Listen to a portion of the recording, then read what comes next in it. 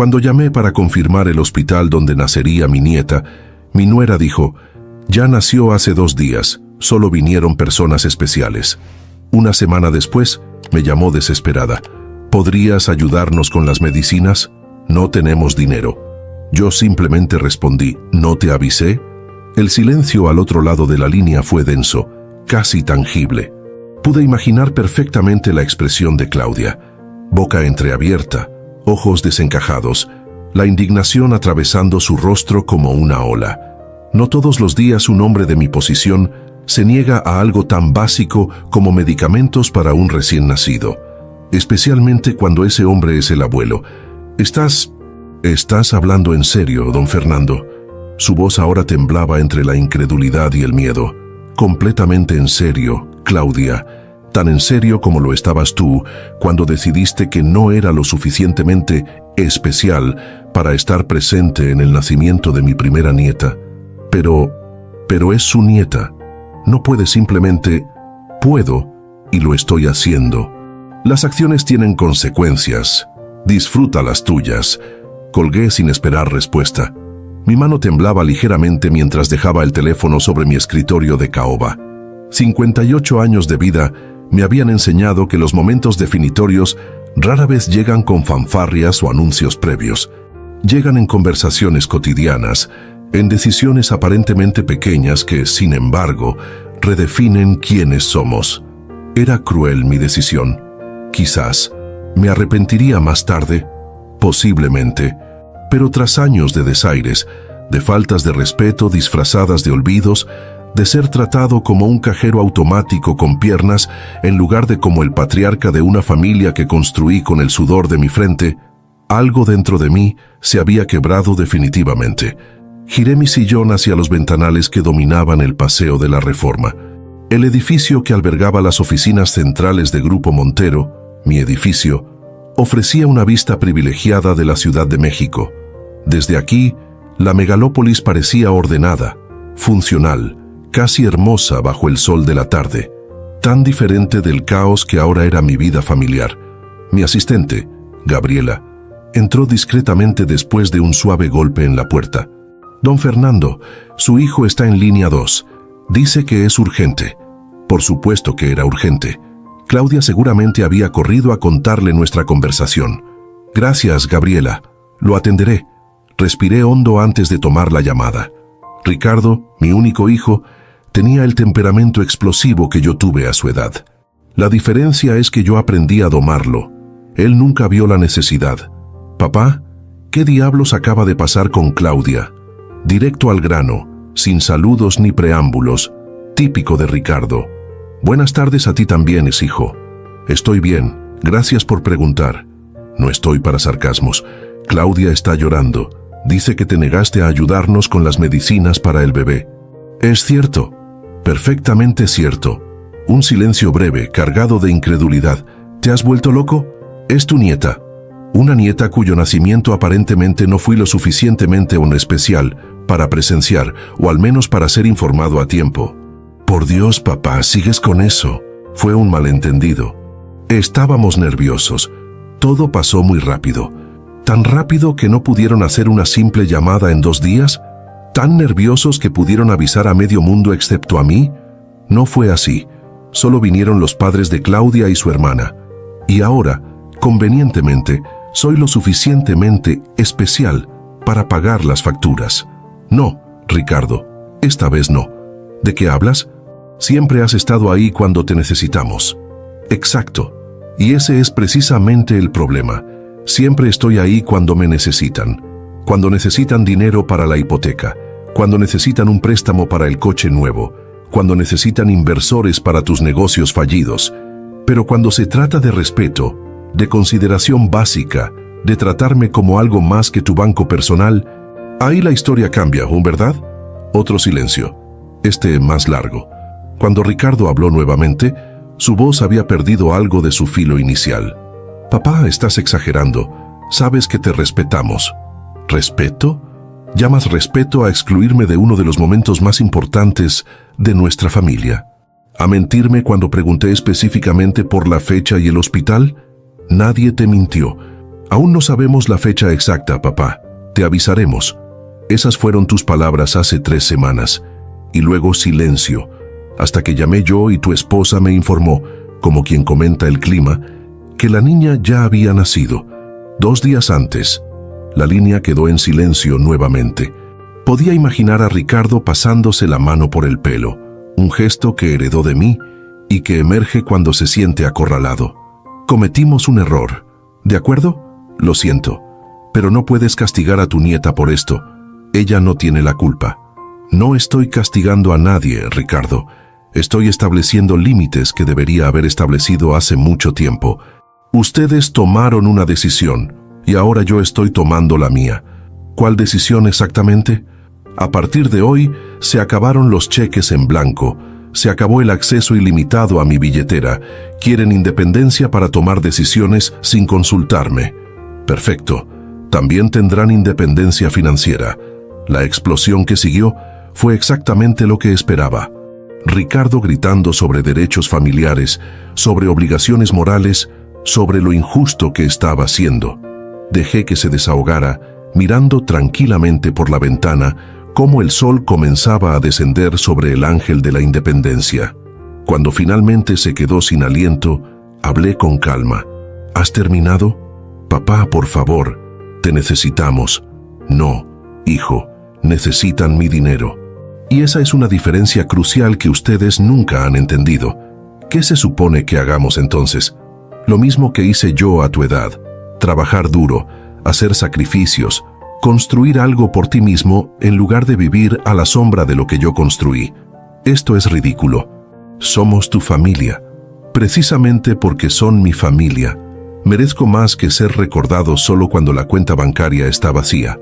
Colgué, esta vez sintiendo una extraña mezcla de dolor y liberación. 58 años, pensé. Me había tomado 58 años para finalmente decir no.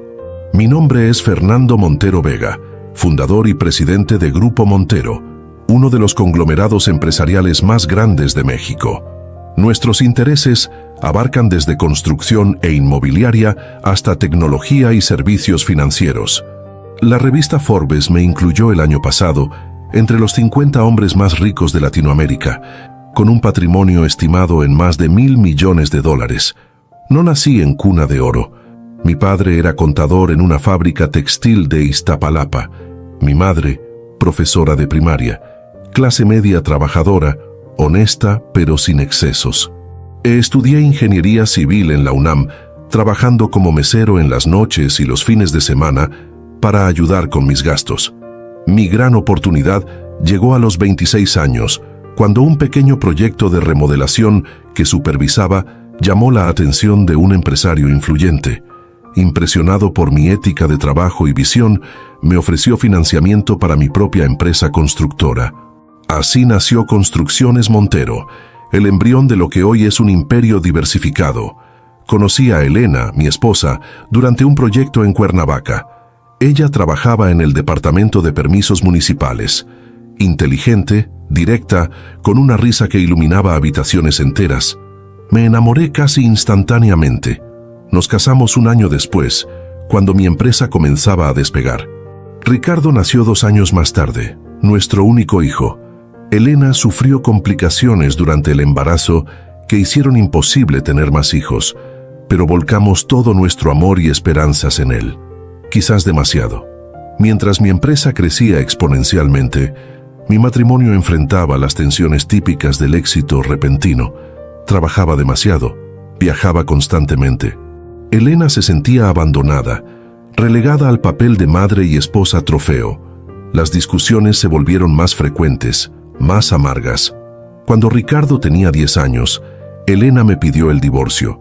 Fue civilizado, como corresponde a personas de nuestra posición social, pero doloroso. Ella se quedó con la custodia principal, aunque yo mantuve una presencia constante en la vida de nuestro hijo. Más constante fue mi chequera, por supuesto. Pensión alimenticia generosa, escuelas privadas, campamentos de verano en Europa, luego universidad en Estados Unidos. Nada era demasiado para mi único heredero. Quizás ahí comenzó el problema. En mi afán por compensar mi ausencia física con presencia material, creé un hijo que veía el dinero como un derecho adquirido, no como el resultado del esfuerzo. Ricardo creció esperando que las puertas se abrieran mágicamente ante él, que los obstáculos desaparecieran con una llamada de su padre, que los errores se borraran con un cheque suficientemente grande. Intenté corregir el rumbo cuando entró a trabajar en la empresa. Después de graduarse en Administración de Empresas en Harvard, le asigné proyectos desafiantes, responsabilidades reales, pero siempre había una excusa para los fracasos, siempre alguien más a quien culpar cuando las cosas salían mal, y siempre, invariablemente, la expectativa de que yo arreglaría cualquier desastre. Claudia llegó a su vida hace 5 años, atractiva, inteligente, con un título en comunicación y un trabajo en una revista de moda. Al principio parecía buena influencia. Por primera vez, Ricardo hablaba de independizarse, de demostrar su valía. Compraron un apartamento, con mi ayuda en el enganche, por supuesto, e incluso lanzó su propia startup de tecnología, financiada en gran parte por inversores que yo convencí. La luna de miel duró poco. Pronto, los viejos patrones regresaron. El apartamento resultó demasiado pequeño para sus aspiraciones. La startup enfrentó dificultades que requerían inyecciones constantes de capital. Las vacaciones en Tulum o Aspen eran necesidades no negociables para mantener las apariencias en su círculo social, y yo seguía firmando cheques, porque ¿qué más podía hacer un padre que lo tenía todo, excepto asegurarse de que su hijo también lo tuviera? Pero algo cambió cuando me enteré del embarazo de Claudia. Por primera vez en décadas, sentí una emoción genuina, una conexión con el futuro que iba más allá de balances y proyecciones financieras. Una nieta, una nueva generación, quizás una oportunidad de enmendar los errores que cometí con Ricardo. Me involucré como nunca antes. Insistí en pagar por los mejores médicos, las mejores clínicas. Compré mobiliario de diseñador para la habitación del bebé. Incluso contraté a una diseñadora de interiores especializada en cuartos infantiles. Por una vez, no era solo mi dinero lo que ofrecía, sino mi tiempo, mi presencia, mi entusiasmo. Y entonces, la llamada ya nació hace 2 días. Solo vinieron personas especiales. 8 palabras que cristalizaron décadas de una dinámica familiar tóxica. 8 palabras que me mostraron, con brutal claridad, lo que realmente era para mi hijo y su esposa. Una cuenta bancaria conveniente, no una persona con sentimientos, con dignidad, con derecho a ser tratada con respeto básico. Pasé el resto de la tarde intentando concentrarme en el trabajo, revisando informes financieros y propuestas de nuevos proyectos. Pero mi mente regresaba constantemente a las conversaciones con Claudia y Ricardo. ¿Estaba exagerando? ¿Era justo negar ayuda para medicamentos? ¿No estaba, como insinuó Ricardo, castigando a una recién nacida por los errores de sus padres? A las 7, Gabriela entró para despedirse. Se detuvo en la puerta observándome con esa mezcla de respeto y preocupación maternal que solo una asistente de 20 años puede desarrollar. ¿Se encuentra bien, don Fernando? Parece preocupado. Sonreí levemente. Gabriela había sido mi mano derecha durante más de una década. Conocía mis estados de ánimo mejor que muchos miembros de mi familia. Asuntos familiares, Gabriela, nada que no pueda manejar. ¿Puedo hacer algo para ayudar? De hecho, sí. Mañana a primera hora, quiero que contactes a Ramírez del departamento legal. Necesito revisar algunas cláusulas del fideicomiso familiar. Sus ojos se abrieron ligeramente, pero su profesionalismo prevaleció. Por supuesto. ¿Algo más? También programa una reunión con mi asesor financiero y cancela mi almuerzo con los ejecutivos de Banamex. Diles que surgió una emergencia. Así será. Que descanse, don Fernando. Cuando Gabriela se fue, me quedé solo en la penumbra creciente de mi oficina. No encendí las luces.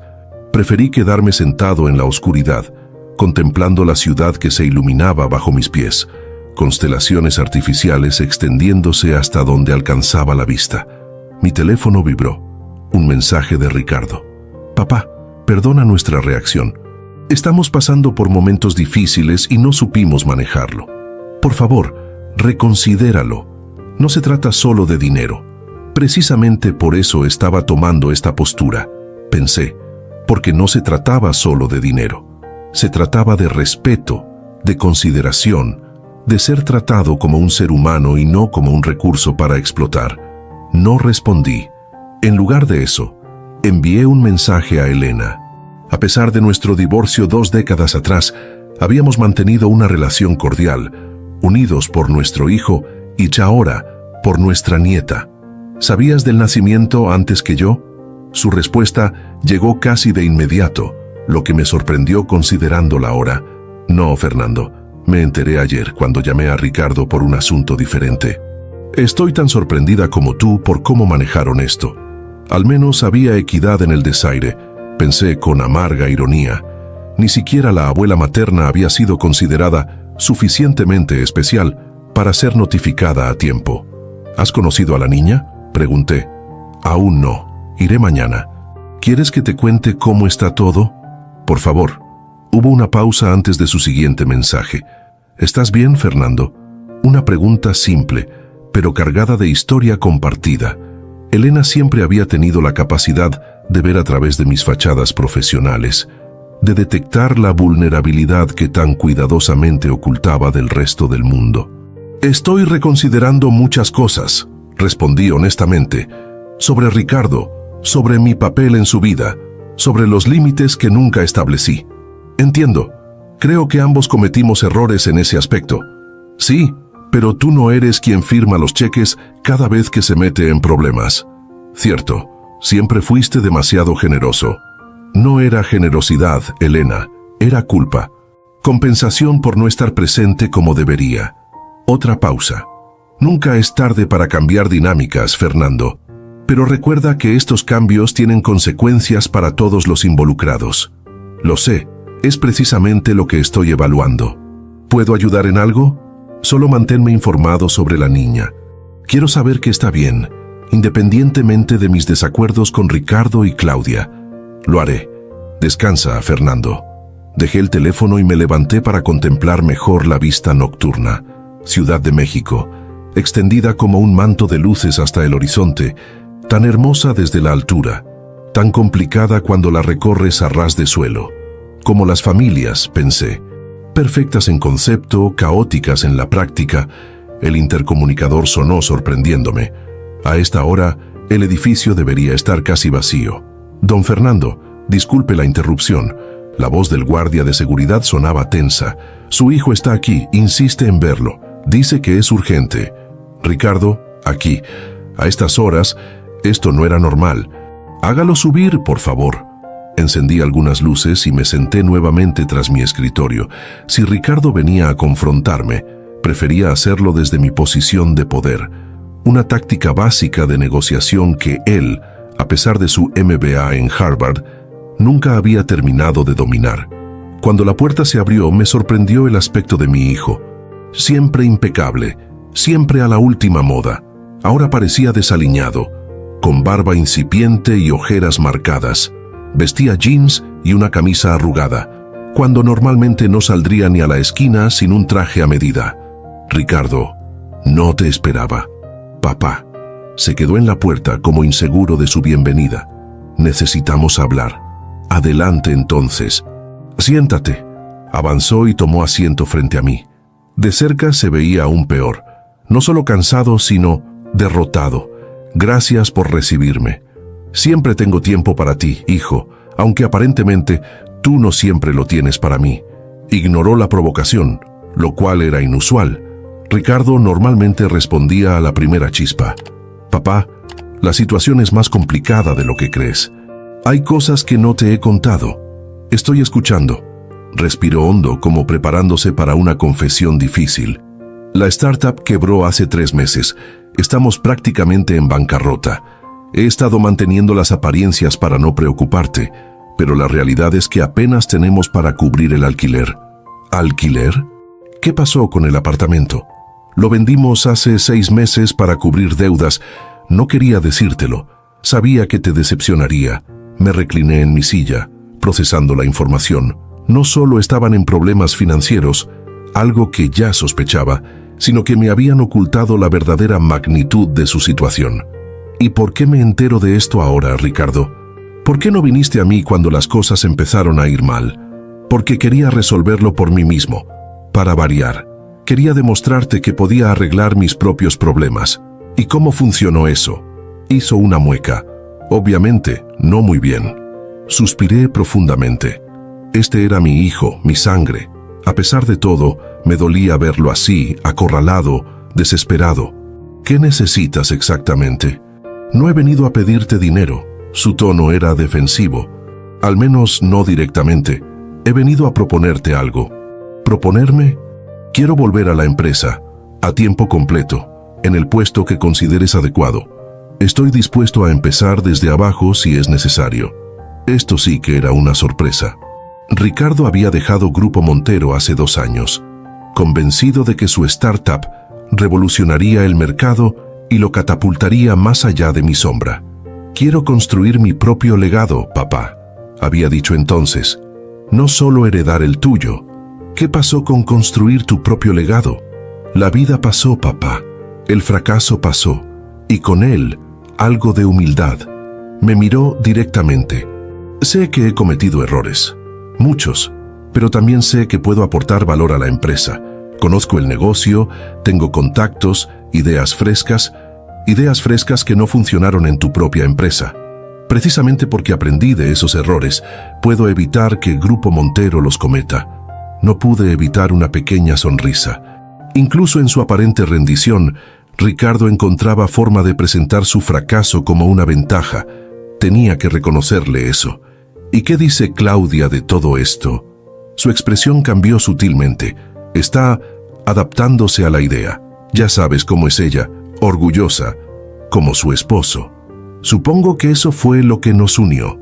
Intentó sonreír, pero el gesto no alcanzó sus ojos. Papá, sé que ahora mismo estás molesto por lo de la niña. Tienes todo el derecho. Fue un error terrible excluirte así. ¿Por qué lo hicieron, Ricardo? Esa es la parte que no entiendo. ¿Qué ganan excluyéndome del nacimiento de mi nieta? Desvió la mirada, incómodo. Fue complicado. Hubo discusiones, desacuerdos sobre cómo manejar ciertas cosas. Los padres de Claudia tenían expectativas específicas sobre tradiciones familiares. Y luego, todo sucedió antes de lo previsto. Eso no explica 2 días de silencio, ni las mentiras cuando pregunté directamente. Lo sé, y no tengo excusa para eso. Solo puedo decir que estábamos abrumados, tomando malas decisiones en momentos de estrés. Y ahora que necesitan dinero para medicamentos, ¿de repente soy indispensable? Se sonrojó visiblemente. No es así. Bueno, sí necesitamos ayuda con los medicamentos. No voy a mentir, pero mi propuesta de volver a la empresa es independiente de eso. Es algo que he estado considerando desde antes del nacimiento. Lo estudié detenidamente. Ricardo tenía 34 años, pero en este momento parecía mucho más joven, vulnerable, casi el niño que una vez fue, viniendo a mi habitación después de una pesadilla, buscando seguridad, consuelo. Era tan fácil ceder, volver a los patrones establecidos, abrir la billetera, solucionar el problema inmediato, posponer nuevamente la lección que tanto necesitaba aprender. Voy a ser completamente honesto contigo, Ricardo. Estoy cansado. Cansado de ser tratado como un banco andante. Cansado de que mi valor en esta familia se mida exclusivamente por lo que puedo proporcionar materialmente. Papá, no es... Déjame terminar. Si quieres volver a la empresa, puedo considerar esa posibilidad, pero con condiciones muy específicas. Primero, empezarás desde una posición junior, con el salario correspondiente. Nada de puestos ejecutivos solo por ser mi hijo. Su expresión reveló cuánto le costaba aceptar esto, pero asintió. Segundo, no habrá más intervenciones financieras de mi parte en tu vida personal. Ni préstamos, ni regalos monetarios, ni inversiones en tus proyectos paralelos. Te ganarás lo que recibas, como cualquier otro empleado, otro asentimiento, más reluctante. Tercero, y esto es innegociable, necesito una disculpa formal, no solo tuya, sino también de Claudia, por la falta de respeto que representó excluirme del nacimiento de mi nieta y luego pretender que no fue importante. Aquí se tensó visiblemente. Claudia es complicada con estas cosas. Tiene su orgullo, como yo tengo el mío. Y a diferencia de ella, yo realmente fui excluido y menospreciado. Se pasó la mano por el pelo, el gesto familiar que indicaba su incomodidad. Lo intentaré. No puedo prometer que ella esté dispuesta, pero yo sí lo estoy. Te pido disculpas, papá. De corazón. Fue un error terrible y me avergüenzo de cómo manejamos todo esto. Era un comienzo. No del todo satisfactorio, pero un comienzo al fin. En cuanto a los medicamentos para la niña, continué, por supuesto que no voy a permitir que mi nieta sufra por disputas entre adultos.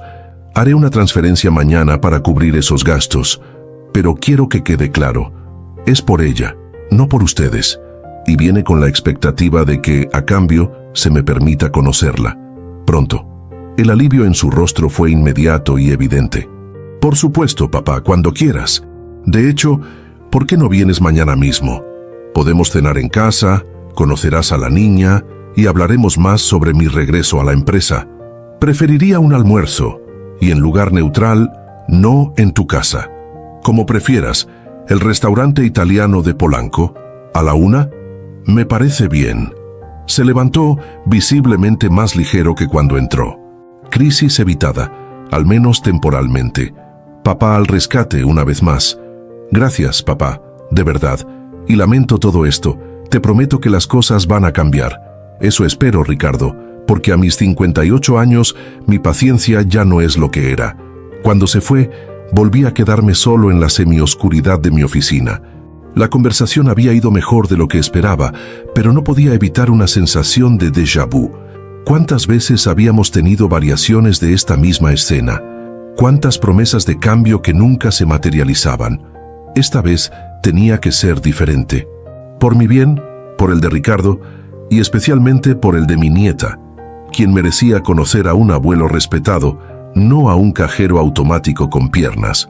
Mi teléfono vibró con un mensaje de Elena. ¿Todo bien? Ricardo me llamó. Sonaba más tranquilo. Hemos llegado a un acuerdo preliminar, respondí. Mañana lo conoceré finalmente. Me alegro. A pesar de todo, es un momento que mereces disfrutar. Gracias, Elena. A veces me pregunto cómo habría sido todo si hubiéramos seguido juntos. Su respuesta tardó tanto en llegar que pensé que no contestaría. Probablemente nos habríamos terminado odiando. Así al menos podemos ser amigos. Sonreí en la oscuridad. Elena siempre había tenido ese don para la verdad directa pero no cruel. Tienes razón, como siempre. No siempre, pero en esto, sí. Descansa, Fernando. Mañana será un gran día. Un gran día, pensé. El día en que finalmente conocería a mi nieta. El día en que quizás comenzaría a reconfigurar mi relación con Ricardo. El día en que intentaría romper patrones tóxicos establecidos durante décadas. O quizás el día en que volvería a ceder, a permitir que las cosas siguieran exactamente como siempre habían sido. Apagué las últimas luces y me dirigí al elevador privado que me llevaría al estacionamiento subterráneo. Mientras descendía los 40 pisos que separaban mi oficina del mundo real, tomé una decisión. Esta vez sería diferente. Esta vez el respeto no sería negociable, porque a fin de cuentas, si yo no exigía ser tratado con dignidad, ¿quién lo haría por mí? El restaurante Milano era uno de esos establecimientos discretamente lujosos que abundan en Polanco. Nada ostentoso en su exterior, pero con un interior que gritaba exclusividad en cada detalle, desde los manteles de lino egipcio hasta la cristalería de Murano. Lo frecuentaba desde hacía décadas, y el maître, Antonio, me recibió con la familiaridad reverente que reservaba para sus clientes más antiguos. Don Fernando, bienvenido, su mesa está lista, como siempre. ¿Desea comenzar con algo de beber mientras espera? Un whisky en las rocas, Antonio, y agua mineral, por favor. Por supuesto, señor. Me dirigí a mi mesa habitual, estratégicamente ubicada en un rincón tranquilo, desde donde podía observar todo el restaurante sin ser observado demasiado. Había llegado 15 minutos antes de lo acordado, un hábito que mi padre me inculcó y que nunca abandoné. El que llega primero controla la situación, solía decirme.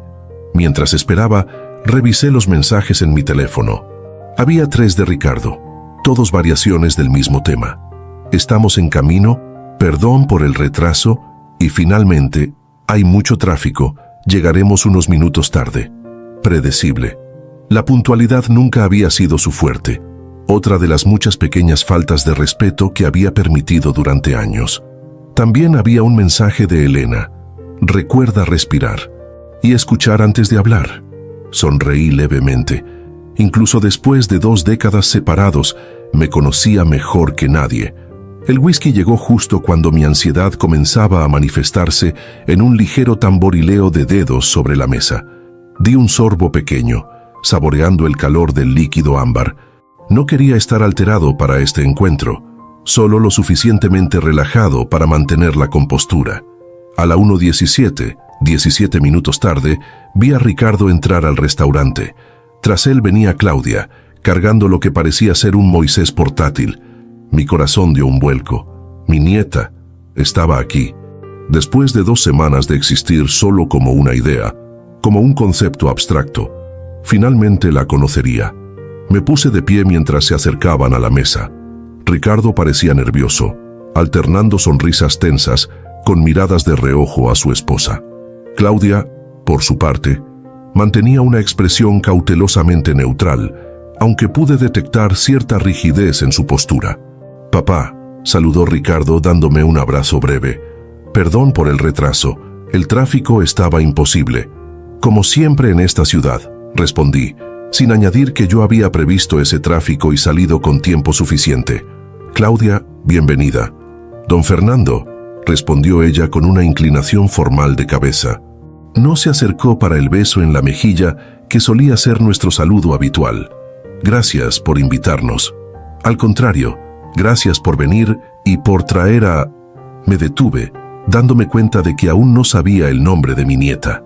«Valentina», completó Ricardo, pareciendo genuinamente avergonzado al darse cuenta de que no me habían informado ni siquiera de esto. «Se llama Valentina Montero Guzmán». «Valentín», repetí sintiendo el nombre en mi boca. «Un nombre hermoso. Era el nombre de mi abuela materna», explicó Claudia, con un tono que sugería que debía haber sabido esto de antemano. «Por supuesto». Dirigí mi mirada hacia el Moisés, ansioso por ver a la pequeña. «¿Puedo...?» Ricardo intercambió una mirada rápida con Claudia, quien asintió casi imperceptiblemente. «Claro, papá. Está dormida, pero puedes verla». Me incliné sobre el Moisés y contuve la respiración. Allí estaba ella, envuelta en una manta color lavanda, diminuta y perfecta. Tenía una mata de pelo negro azabache, como Ricardo cuando nació, y las mejillas redondas y sonrosadas. Sus pequeños labios formaban un puchero en sueños, y sus manos, no más grandes que mi pulgar, estaban cerradas en puños diminutos. Sentí algo extraño en mi pecho, una presión cálida que no recordaba haber experimentado antes. Era como si una parte de mí que no sabía que existía de repente se hubiera activado. La última vez que había sentido algo remotamente parecido fue cuando sostuve a Ricardo por primera vez, hace 34 años. «Es perfecta», murmuré, sorprendido por el nudo en mi garganta. «Se parece a Ricardo cuando era bebé», comentó Claudia, con el primer tono genuinamente amigable desde que llegó. «Sí, tiene su pelo, y creo que también su nariz. Y tus ojos, papá», añadió Ricardo. «Y cuando los abre, son exactamente como los tuyos, ámbar casi dorados con la luz correcta». Ese comentario, tan simple pero tan significativo, reconocer una conexión física entre mi nieta y yo, me conmovió más de lo que esperaba. «¿Puedo tomarla?», pregunté, casi temeroso de la respuesta. Nuevamente, la mirada entre Ricardo y Claudia. Esta vez fue él quien asintió.